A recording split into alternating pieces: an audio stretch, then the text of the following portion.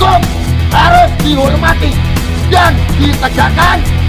Kebenaran dan keadilan harus dijunjung tinggi. Kami siap melawan kezaliman. Rawe-rawe rantat, malang-malang tuntas. Ingat,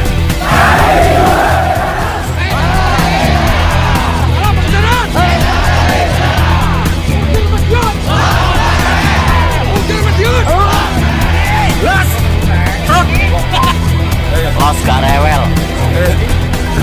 Los gak rewel. Los.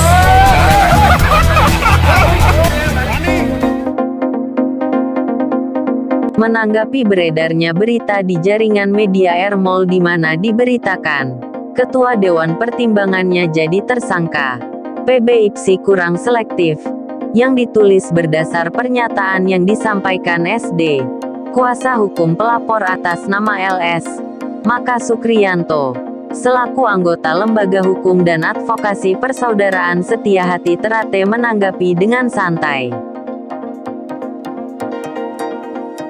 Sukriyanto lalu menjelaskan bahwa laporan polisi nomor LP-1927-Romawi 3-YA nomor 2.5-2020-SPKTPMJ tanggal 22 Maret tahun 2020 terbit atas laporan LS yang melaporkan dugaan penyebaran berita bohong sebagaimana dimaksud pasal 28 ayat 1 junto pasal 45A ayat 1 Undang-Undang nomor 19 tahun 2016 tentang perubahan atas Undang-Undang nomor 11 tahun 2008 tentang informasi dan transaksi elektronik dan atau pasal 14 dan pasal 15 Undang-Undang nomor 1 tahun 1946 tentang peraturan hukum pidana. Dalam laporan tersebut LS yang mengaku sebagai Ketua Yayasan SH Terate berdasar Akta Notaris Mardiah nomor 9 tanggal 21 Oktober tahun 2017 dan atau nomor 10 tanggal 18 November tahun 2017, melaporkan R. Murjoko karena telah menyebutkan bahwa Ketua Yayasan SH Terate adalah Hari Wuryanto dalam channel YouTube Rizal Ashari.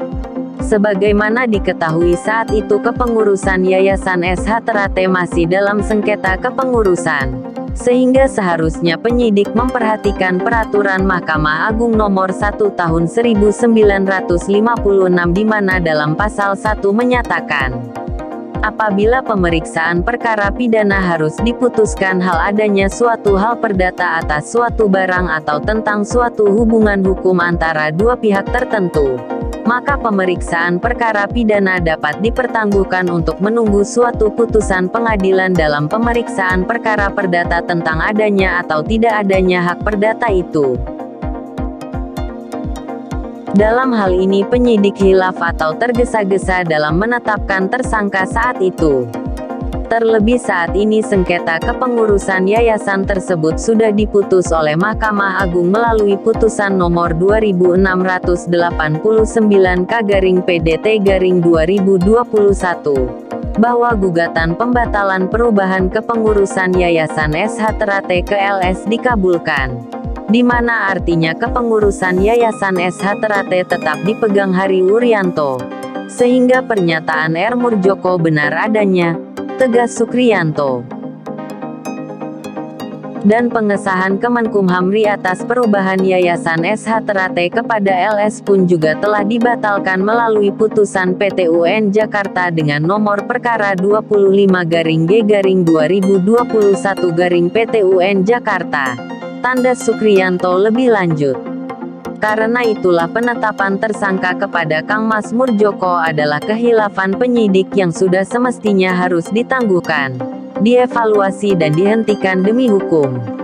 Karena itu keputusan PB IPSI yang menunjuk R. Murjoko Ketua Umum Persaudaraan Setia Hati Terate, yang juga Ketua Paguyuban 10 Perguruan Historis Pendiri IPSI, sebagai Ketua Dewan Pertimbangan dengan anggota Datuk Haji Husrin Hut SHM HMPD selaku tokoh Presiden Silat Sijori, Singapura Johor Indonesia, dan DRA Yayuk Sugeng MSI, selaku Sekretaris Paguyuban 10 Perguruan Historis dan Sekjen PSN Perisai Putih adalah keputusan yang sudah benar, selektif, arif dan bijaksana, yang mencerminkan semangat kebersamaan membangun pencaksilat Indonesia yang lebih maju dan berkembang di bawah kepemimpinan Bapak Letjen TNI Purnawirawan Haji Prabowo Subianto.